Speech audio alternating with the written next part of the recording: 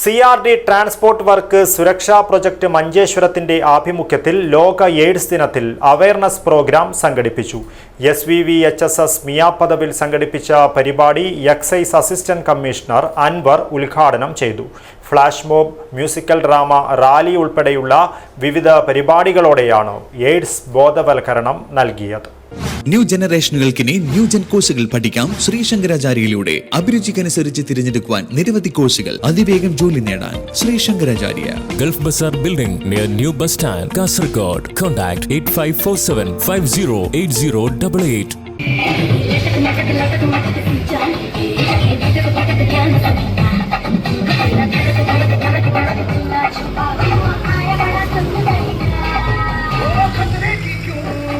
लगे कोई तेरे खानों का जीता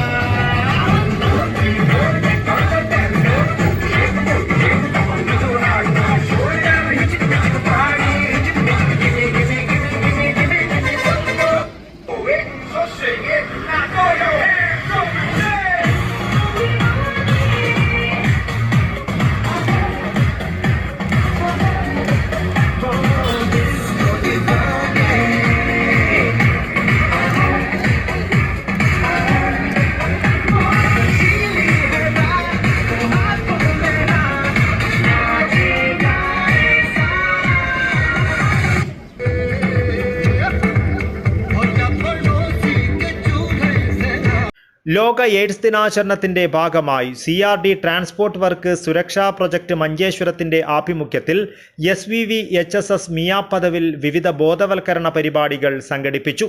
Kasaragod assistant excise commissioner Anwar Sadath പരിപാടി ഉദ്ഘാടനം ചെയ്തു. സ്കൂൾ പ്രിൻസിപ്പൽ രമേശ് KN അധ്യക്ഷത വഹിച്ചു.